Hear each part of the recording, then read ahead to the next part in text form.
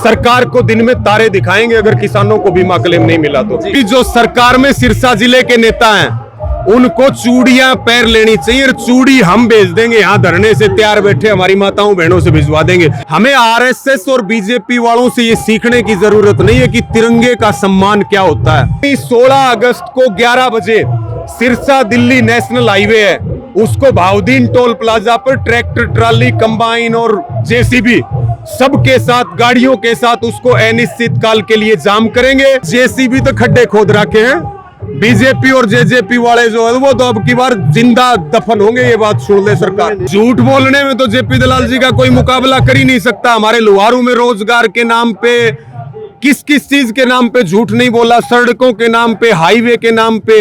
जे एक भी वादा पूरा कराया हो तो जेपी दलाल जी को कहीं भी हमारे साथ डिबेट में बैठा लो। हम तो ये बात कहना चाहते हैं सरकार को कि वो अपने एक ऐसे आदमी का नाम बता दे जिन्होंने आजादी की लड़ाई में उंगली भी कटाई हो।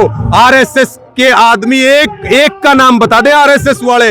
नमस्कार, मैं हूं सुरेंद्र नैन और इस वक्त हम सिरसा जिले के नारायणखेड़ा गांव में, और आप जो मेरे पीछे पानी की टंकी देख सकते हैं, इस पर जो किसान है वो मुआवजे की मांग को लेकर जो अपने धरना दे रहे हैं, धरने पर बैठे हैं और लगातार कहीं न कहीं अपनी जान जोखिम में डालकर जो है वो सरकार से मांग कर रहे हैं कि जो उनकी किस्त है, जो इनकी मुआवजा राशि है वो इनको दी जाए। लेकिन सरकार की तरफ से जिस प्रकार का आश्वासन दिया जाता रहा है और लगातार हम विपक्ष के नेताओं की बात करें, किसान नेताओं की बात करें, लगातार इनके बीच आ रहे हैं और कहीं इनका हौसला ही बढ़ा रहे हैं। इस वक्त हमारे साथ भारतीय किसान यूनियन के प्रदेश अध्यक्ष हैं रवि जाट जी। रवि जी, आप यहाँ आए हैं, पहले तो पूरा मामला बताइए, कौन सा मामला है और कितने दिन को यहाँ हो गए? देखिए, ये मुद्दा है सिरसा जिले का खरीफ 2022 का, यानी कि कॉटन के बीमा क्लेम का। जो कॉटन की फसल यहाँ बर्बाद हुई और ये लगभग 700 करोड़ रुपए का बीमा क्लेम है। 600 से 700 करोड़ के बीच में जो यहाँ के सर्वे की जो रिपोर्ट आई थी, हमारे भारतीय किसान यूनियन के नेतृत्व में हमारे साथियों ने चोपटा की तहसील परिसर में लगातार 3 महीने तक उन्होंने अनिश्चितकालीन धरना दिया, वहां पे अनशन किया। अधिकारियों ने झूठे आश्वासन दिए। चौधरी राकेश टिकैत जी आए, बहुत विशाल महापंचायत ट्रैक्टर मार्च किया। अधिकारियों ने आश्वासन दिया कि 31 जुलाई तक बीमा क्लेम आपके खातों में पहुंच जाएगा, लेकिन सारे आश्वासन झूठे निकले। किसान के हाथ खाली थे। हमारे 4 भाइयों ने, जिसमें हमारे जिला अध्यक्ष हैं भरत सिंह झाझड़ा, जिसमें हमारे जिला महासचिव हैं दीवान सारण, जिसमें जिला प्रभारी हैं नरेंद्र भाई और एक हमारे यूनियन के साथी हैं जयप्रकाश कासनिया जी। ये चारों इस पानी की टंकी पर जाकर के बैठ गए कि अब हमारे पास इसके अलावा कोई रास्ता नहीं है। नीचे हमारे 7 सरपंचों ने और 6 किसानों ने अनिश्चितकालीन आमरण अनशन शुरू कर दिया और यहाँ पे पूरी एक विशाल जो जनसभा होती है, इतनी संख्या में यहाँ गांव-गांव से बच्चे, बूढ़े, बुजुर्ग, सिरसा जिले से, अलग अलग तहसीलों से, हरियाणा से सब लोग यहाँ आकर के समर्थन करते हैं। और हम कह सकते हैं कि लड़ाई बीमा क्लेम की थी, लेकिन आज लोगों का जो उत्साह है वो ये बता रहा है कि यह आंदोलन अब केवल हमारा आंदोलन नहीं है, ये अब उन सब का आंदोलन है जिनके हकों के लिए लड़ाई शुरू हुई थी। 4-5 दिन से प्रशासनिक एक मीटिंग हमारी डीसी के साथ हुई। डीसी यहाँ भी आए थे बात करने के लिए और कई कृषि विभाग के अधिकारी और सब आए। 5 दिन से एक बात करें कि भाई उन चारों को नीचे तार लो, अनशन समाप्त कर दो। आपका बीमा क्लेम में जो ऑब्जेक्शन लगे हुए थे वो दिल्ली की कमेटी की मीटिंग में हट चुके हैं और या तो शाम को क्लेम आ जाएगा, या रात को क्लेम आ जाएगा, या सुबह क्लेम आ जाएगा, या दोपहर क्लेम आ जाएगा। 5 दिन हो गए। 5 दिन के बाद, क्योंकि सब किसान इंतजार कर रहे थे कि भाई अगला फैसला क्या है, क्योंकि अब खेती का भी टाइम है। किसान अपना काम खूंद के यहाँ बैठा, तो कल कमेटी की मीटिंग हुई और उस मीटिंग में ये फैसला लिया कि भाई 16, अब हमने बहुत समय दे दिया, अब 16 अगस्त को सुबह 11 बजे हम जो हमारी ताकत है, सरकार हमें कमजोर समझने की भूल कर रही है। ये काम हम कर तो 14 को भी सकते थे, 14 की भी तैयारी थी, लेकिन सरकार कहती कि ये तो आजादी के पर्व में खलल डाल रहे। ये काम 15 को भी कर सकते थे, क्योंकि देश हम सब का, आजादी का पर्व हम सब का है। तो हमने फैसला लिया कि आगामी 16 अगस्त को 11 बजे सिरसा दिल्ली नेशनल हाईवे है, उसको भावदीन टोल प्लाजा पर ट्रैक्टर, ट्राली, कंबाइन और जेसीबी सबके साथ, गाड़ियों के साथ उसको अनिश्चित काल के लिए जाम करेंगे। और यहाँ पे हमारी माताएं बहनें जो हमारे साथी टंकी पे बैठे हैं, हमारी माताएं बहनें इस आंदोलन को यहाँ चलाएंगी। और बाकी मैं ये कहता हूँ, हजारों ट्रैक्टर तो यहाँ रोज आ जाते हैं। सरकार इस बात को सुन ले, केवल हजारों ट्रैक्टरों की बात नहीं है, ट्रैक्टर लाखों में भी बोले जा सकते हैं और किसान लाखों में भी बोले जा सकते हैं। सरकार को दिन में तारे दिखाएंगे अगर किसानों को बीमा क्लेम नहीं मिला तो पीछे नहीं हटेंगे। रवि जी, आपने 16 तारीख को कहीं की नेशनल हाईवे जाम करने का कहीं चेतावनी सरकार को दी है, वहीं हम मुआवजे को लेकर आप यहाँ बैठे। अगर मुआवजे की बात करें, आप भी लगातार सरकार के बयान सुनते होंगे, और कृषि मंत्री की बात करें, वो भी आपकी भिवानी से और आपकी विधानसभा से जो है विधायक है और कृषि मंत्री भी है। लगातार कहीं ना कहीं ये कहा जाता है कि पहले की जो सरकारें थी वो किसानों को मुआवजा नहीं देती, या फिर मुआवजे के नाम पे 1-2 रुपए की चेक देती थी। हम जो है वो सबसे ज्यादा मुआवजा किसानों को दे रहे हैं, और खासकर कृषि मंत्री दावा करते हैं कि भिवानी और सिरसा में हमने सबसे ज्यादा मुआवजा दिया है। देखिए, सिरसा के किसान तो आपके आगे बैठे हैं नैन साहब, और भिवानी की मैं बताने लग रहा था। और कोई जिले का नाम हो तो आप बता दो, ये 2 जिलों का तो मैं गवाह हूँ। दूसरी बात, मुआवजा नहीं देते, बीमा क्लेम।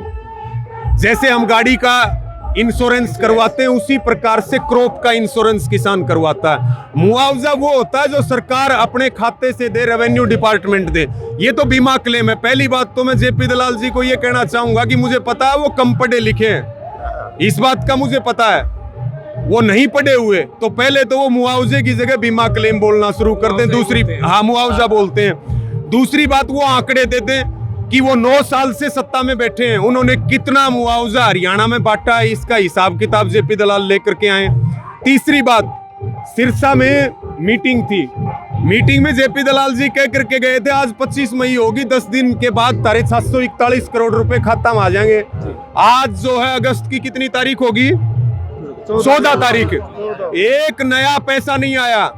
झूठ बोलने में तो जेपी दलाल जी का कोई मुकाबला कर ही नहीं सकता। हमारे लुहारू में रोजगार के नाम पे किस किस चीज के नाम पे झूठ नहीं बोला, सड़कों के नाम पे, हाईवे के नाम पे। जो एक भी वादा पूरा कराया हो तो जेपी दलाल जी को कहीं भी हमारे साथ डिबेट में बैठा लो।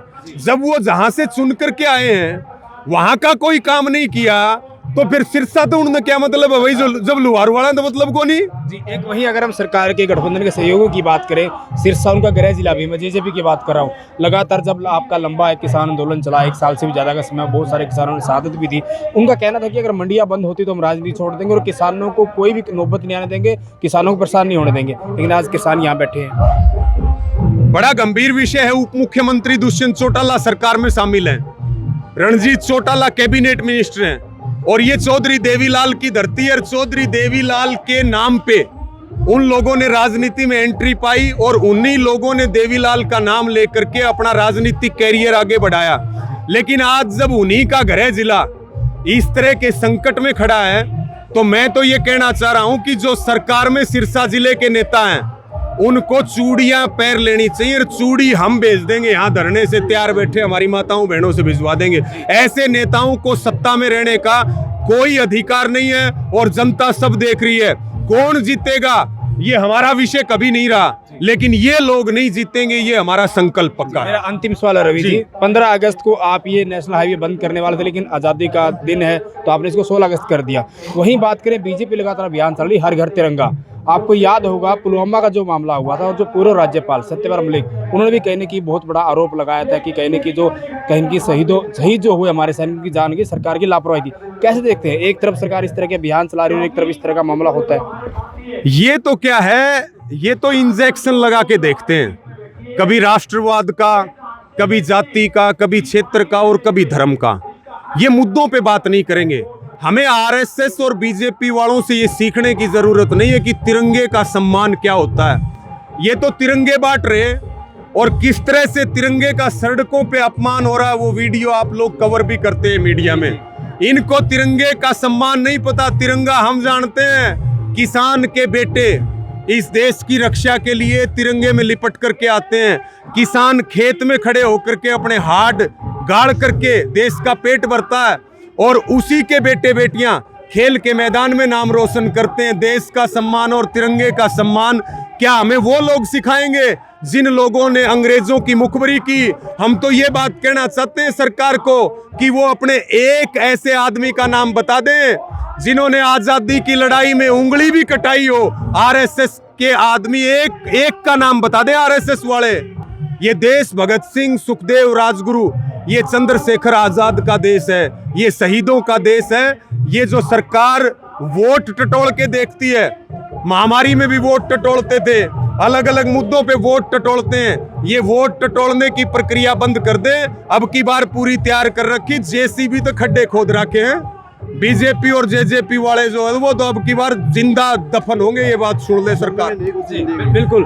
तो ये थे किसान नेता रवि जाट, जिन्होंने कहीं न कहीं सरकार को साफ तौर पर चेतावनी दी है कि 16 अगस्त को नेशनल हाईवे जो है वो जाम किया जाएगा और वो निश्चित काल के लिए जाम किया जाएगा। आप देखना होगा कि जो किसानों की मांग है, आप इसको कैसे देखते हैं। वीडियो को ज़्यादा से ज़्यादा शेयर करें। और जो किसानों की कहीं न कहीं सिरसा जिले किसानों की मांग है, जो बीमा जो क्लेम है वो इनको लंबे समय से नहीं दिया जा रहा, कैसे आप पूरे मामलों को देखते हैं। किसानों की इस मांग को लेकर आपकी क्या राय है, आप भी कमेंट जरूर करें।